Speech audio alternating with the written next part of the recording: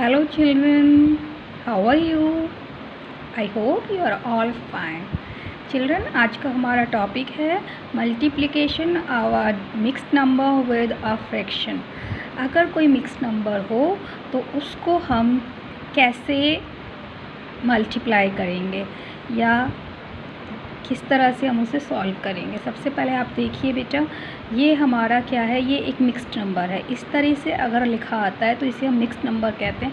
इसको हम अलग पढ़ते हैं, जैसे 2 and 3/5। इसको क्या पढ़ते हैं, 2 and 3/5 into 25। इसको हमें सॉल्व करना है।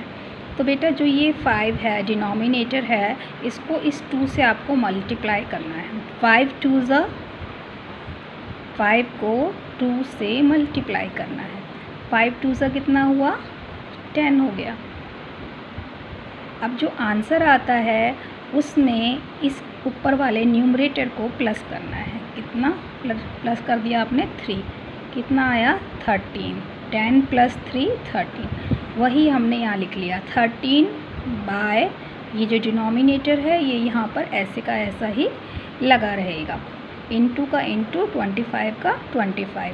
अब बेटा नेक्स्ट टर्म में ही हम इसको कैंसिलेशन वाला काम करते हैं। जैसे कि अब 5 की टेबल में 25 आता है या नहीं आता है, आता है तो कितने पर आता है। जैसे 5 की टेबल में 5 कितने पर आया, 1 पर आया, और 25 कितने पर आया, 5 पर आया। तो अब यहाँ 13 है या 5 है, यहाँ 1 है। 13 को 5 से आपने क्या कर दिया, मल्टीप्लाई। तो 13 5 ज़ा 65, बाय का बाय और 1 का 1। 65/1 = 65 आंसर। ठीक है बेटा, अभी हम एक मिक्स्ड नंबर को दूसरे मिक्स्ड नंबर के साथ कैसे मल्टीप्लाई करते हैं ये सीखते हैं।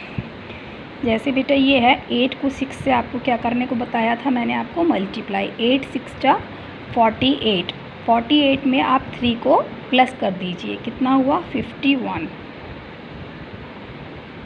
51/8 इंटू 4 3 ज़ा 12।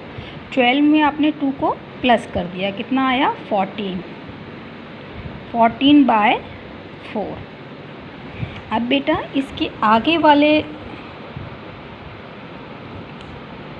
स्टेप में ही हम इसका कैंसिलेशन वाला काम करेंगे। 51/8 को आपने ऐसे ही लिख लिया और 14/4 को ऐसे ही लिख लिया। अब देखिए 51 और 8 के आपस में कटता है, नहीं कटता है। क्या 14 और 8 किसी टेबल से जा सकते हैं, यस जा सकते हैं। 14 और 4 भी जा सकते हैं। तो आप जिससे बेटर समझे उससे कर लीजिए। जैसे 2 2 ज़ा 4, 2 7 ज़ा 14। अब यहाँ 51 है, यहाँ 7 है, यहाँ 8 है, यहाँ 2 है। अब आगे 7 और 2 भी नहीं जाते, 7 और 8 भी आपस में नहीं जाते, 51 और 2 भी नहीं जाते। तो हम इनको क्या करेंगे, मल्टीप्लाई कर देंगे बेटा। जैसे आप इधर देखिए 51 को आपने 7 से मल्टीप्लाई किया, 7 1 ज़ा 7, 7 5 ज़ा 35। 51 को आपने 7 से मल्टीप्लाई किया, फिर इसके बाद बाय, और 8 को और 2 को मल्टीप्लाई किया तो 60। ये आपका आंसर आ गया बेटा। इजी था ना। एक और क्वेश्चन आप करके देख लीजिए। जैसे 3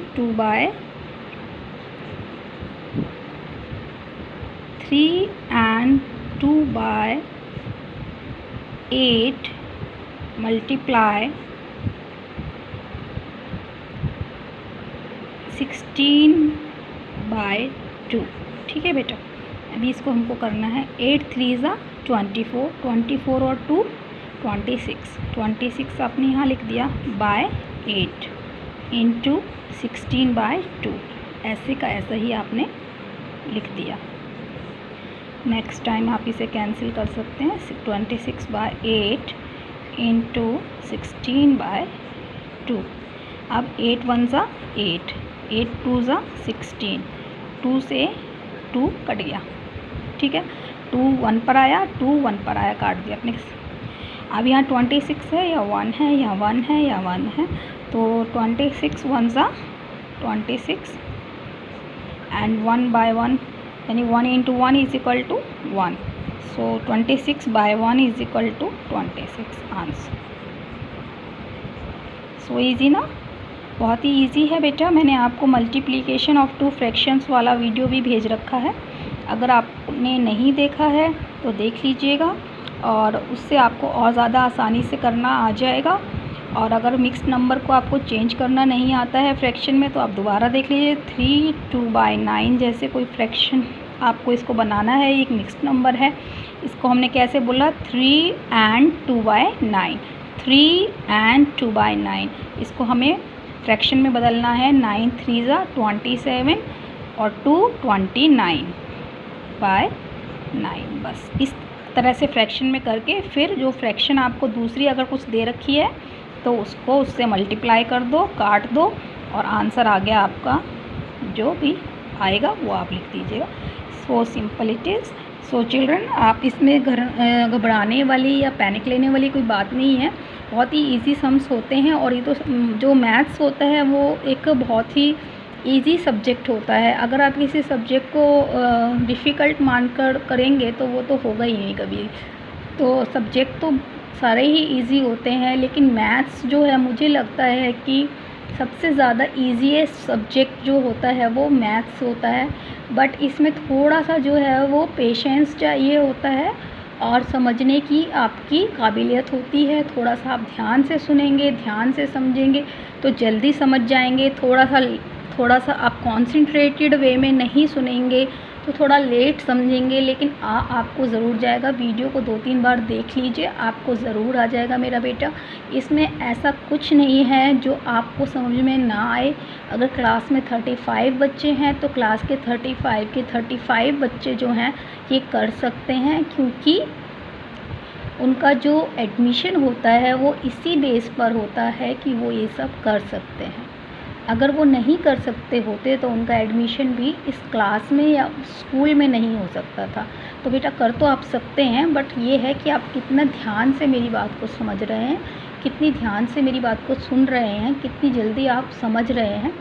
तो जितनी जल्दी समझ में आएगा तो उतना आगे आप बढ़ते जल्दी जाएंगे, और जितनी देर से समझेंगे तो थोड़ा देर से समझेंगे, लेकिन समझेंगे ज़रूर। ऐसा मत समझिएगा कभी भी कि मैथमेटिक्स है तो मुझे तो आएगा ही नहीं, ऐसा कभी नहीं होता। ऐसा हमेशा होता है कि आएगा ही आएगा। बस ये ही दिमाग में रखना है आपको कि मैथमेटिक्स है, ये तो आएगा ही आएगा, ये तो आएगा ही आएगा, ये तो आएगा ही आएगा, और आएगा ही आएगा बस, और फिर आ जाता है। सो इजी ना। तो जल्दी से करिए, और एक कमेंट सेक्शन में डाल दीजिएगा अगर समझ में नहीं आए तो, और सिंपल करके आपको समझा दिया जाएगा बेटा। लेकिन समझना तो आपको ही है और समझाना मुझे ही है। तो एक फ्रेंडली एनवायरनमेंट में पढ़ते हैं बेटा, और बता दीजिएगा अगर समझ में ना आए तो, और समझ आ जाए तो लाइक कर दीजिएगा। और अगर बाकी के वीडियोस भी देखने हैं तो चैनल को आप सब्सक्राइब कर लीजिए, और बाकी के वीडियोस भी आपको आसानी से मिल जाएंगे। Thank you, thanks for watching the video, thank you.